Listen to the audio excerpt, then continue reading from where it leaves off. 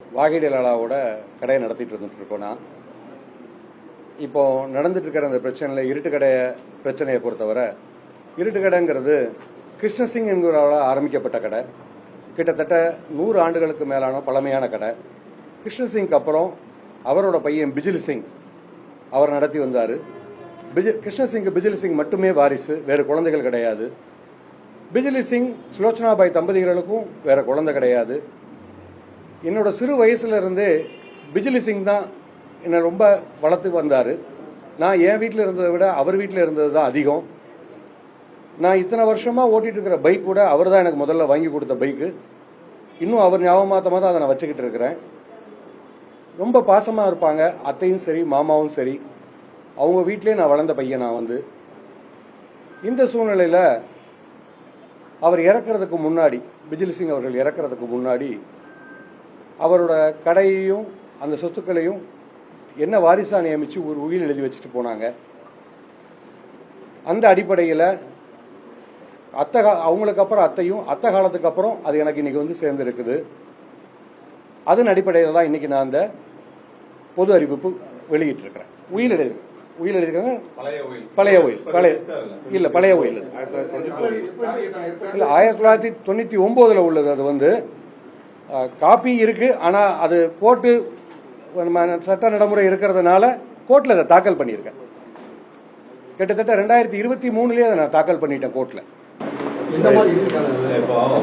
ஒரே குடும்பத்தை சேர்ந்தவங்க உங்களோட தங்கைன்னு சொல்லி அதில் கொடுத்துருக்கீங்க. என்னோட தங்கை பேச்சுவார்த்தை இதுவும் பண்ற மாதிரி ஐடியா இல்லையா? பேச்சுவார்த்தைங்கிறது என்னன்னா,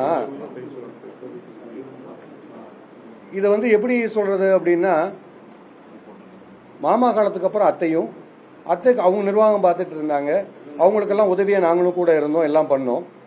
ஒரு காலகட்டத்தில் இந்த நிறுவனத்தையும் இந்த சொத்தையும் அவங்க சாதகமாக பயன்படுத்தணும், அபகரிக்கணுங்கிற நோக்கத்தில் அவங்களோட இப்போ அவரோட சம்பந்தின்னு சொல்லிட்டு இருக்கிறாருல அவர் யுவராஜ் சிங், அந்த பிரச்சனை கூட வந்ததில்லை. அவங்களோட சேர்ந்து சில நடவடிக்கைகள் மேற்கொண்டாங்க. 2 பேரும் சேர்ந்து தான் அந்த நடவடிக்கைகள் மேற்கொண்டாங்க நம்புறோம். நாங்கள் சொந்தக்காரங்க யாரையும் அத்தையை சந்திக்க விடாம கிட்டத்தட்ட ஒரு 2-3 வருஷ காலமா, ஒரு 88-90 வயது அவங்களுக்கு, அத்தைக்கு கடைசியில் அவங்க இறக்கும் போது ஒரு 2 வருஷ காலமா யாரையும் சந்திக்க விடலை. அவங்க வீட்டுக்குள்ள கிட்டத்தட்ட ஒரு பிக் பாஸ் மாதிரி அவங்கள சுற்றி ஒரு 4 கேமரா, 2-3 வேலையாட்கள் வச்சு எந்த சொந்தக்காரையும் சந்திக்க விடலை. அத்தைக்கு உடம்பு சரியாம கொரோனா காலத்தில் கூட நான் தான் அவங்கள ஹாஸ்பிட்டலில் கொண்டு போய் சேர்த்தேன், எல்லாம் பண்ணேன். டெய்லி ஒரு நாளைக்கு டெய்லி 1 மணி நேரம் 2 மணி நேரம் அவங்களை சந்திச்சு அவங்கள்ட்ட பேசி ஆறுதலாக வந்துட்டு இருந்தேன். எப்போ அவங்க எடுக்கிற அந்த நடவடிக்கைகளுக்கெல்லாம், ஏதோ தப்பான நடவடிக்கைகளுக்கெல்லாம் நான் தடையா இருப்பேன்னு அப்படின்னு யோசிச்சு என்னையும் உள்ள வர விடாம, எந்த சொந்தக்காரங்களையும் அவங்களை சந்திக்க விடாம பண்ணிட்டாங்க. அதனால பேச்சுவார்த்தை இல்லை. இன்னும் அவங்கள அந்த கல்யாணம், பொண்ணு கல்யாணம் எதுக்குமே எங்கள் அழைப்பு கிடையாது, நாங்களும் போகவும் இல்லை. திடீர்னு இவ்வளவு நாள் இப்ப நீதிமன்றத்துல இது வழக்கு இருக்கு, நீதிமன்றத்துல வழக்கு இருப்பதாகவும் அது குறிப்பிடப்பட்டிருக்கு. இப்ப திடீர்னு இந்த சம்பவம் வர்றதுக்கான என்ன காரணம்? திடீர்னு செய்தியாளர் சந்திப்பதற்காக என்ன காரணம்? அந்த உயிரை பொறுத்தவரை மாமாக்கு அப்புறம் அத்தை அறிவிச்சுக்கிறது அத்தை காலத்துக்கு அப்புறம் தான் எனக்குன்னு இல்லை, எனக்கு அப்படின்னு. அதனால இந்த இதை நான் அமைதியா இருந்தோம். சட்டப்படி என்ன நடவடிக்கை எடுக்கணுமோ அதெல்லாம் எடுத்துட்டு இருந்தோம். அதனால தான் 23 நான் அதுல கோர்ட்ல தாக்கல் பண்ணியிருக்கிறேன். அது OS நம்பர் 403ங்கிற ஒரு இதுல 2023 அதை நான் தாக்கல் பண்ணியிருக்கிறேன். நாங்க நீதிமன்றத்து மேல நம்பிக்கை வச்சிருக்கிறேன்.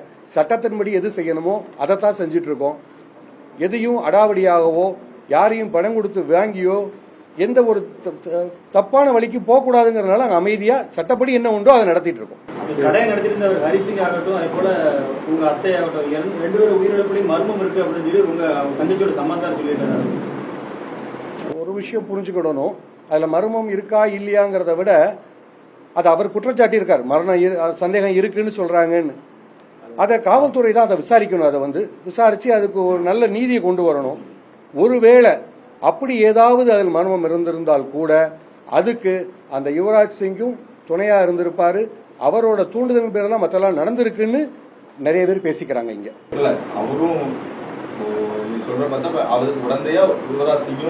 அப்படிதான் பேசிக்கிறாங்க. கிட்டத்தட்ட யுவராஜ் சிங்கிறவரு பேசுறது வேற, நீங்க சொல்றது வேற. இல்லைங்க. பொறுப்பாளர் நீங்க தானே. இல்ல என்னன்னா Responsible உங்களுக்கு மட்டும் இல்ல என்னோட ரெஸ்பான்சிபிள் வந்து இந்த கடையும் சொத்தும் என் பேர்ல கொடுத்துருக்காங்க, அதுக்கு மட்டும்தான் நான் ரெஸ்பான்சிபிள். இப்ப நண்பர் அவர் அந்த கேள்வியை கேட்டதுனால என்ன தெரியுதோ அதை நான் சொன்னேன் உங்ககிட்ட. நான் தனிப்பட்ட முறையிலேயோ நான் தனியாவோ அவர் எந்த புகாரும் நான் கொடுக்க தேவையில்லைன்னு அவருக்கு எனக்கு எந்த சம்பந்தமும் இல்லை. அப்படிங்கும்போது நான் ஏன் அவருக்கு புகார் கொடுக்கணும்? அவர் வைக்கிற குற்றச்சாட்டு நீங்க எப்படி பாக்குறீங்க? அதுல நீங்க உங்க தங்கை மேல எல்லாம் சந்தேகம் இருக்கா உங்களுக்கு? இல்லைங்க, இதுல தங்கை மேலேயோ இதுலயோ சந்தேகங்கிறது இல்லை. அது காவல்துறை விசாரிச்சு ஒரு நல்ல முடிவை கொண்டு வரட்டும், விசாரணை பண்ணி அதுல என்ன உண்மையோ அந்த உண்மையை வெளியே கொண்டு வரட்டும். இப்ப நடந்துட்டு இருக்கக்கூடிய பிரச்சனையை நீங்க எப்படி பாக்குறீங்க? எந்த பிரச்சனையை சொல்றீங்க? ஒரு விஷயம் அது அவங்களோட கொடுக்கல் வாங்கல் உள்ள பிரச்சனை. ஆனா ஒரு விஷயம் அதுல நான் சொல்லணும்னு நினைக்கிறேன். அந்த பொண்ணோட மாமனார் வந்து அந்த பொண்ணை பத்தி ஏதோ போன் வருது அதெல்லாம் பத்தி பேசினு இருக்காரு. எனக்கு தெரிஞ்சு அது உண்மைக்கு புறம்பான செய்தியா இருக்கும். அந்த குழந்தை கண்ணு முன்னாடி வளர்ந்த குழந்தை, என்னோட மருமக கனிஷ்கா கண்ணு முன்னாடி வளர்ந்த குழந்தை. கண்டிப்பாக எந்த விதத்திலையும் எப்பவும் தப்பான செயலுக்கு போக மாட்டா, அதை நான் உறுதியா நம்புறோம். இவங்க 2 பேருக்குள்ள சண்டையிலையும் இந்த பிரச்சனையிலையும் அந்த பொண்ணை பலிகடா ஆக்கிட்டாங்க. இன்னைக்கு அந்த பொண்ணோட வாழ்க்கையை கேள்விக்குறியாக்கி வச்சிருக்கிறாங்க. இந்த இந்த பொண்ணு இந்த சின்ன வயசுல இப்படி மீடியாவுக்கு முன்னாடி இப்படி எல்லாம் வரணுங்களுக்கு அவளுக்கு எந்த அவசியமும் இல்லை.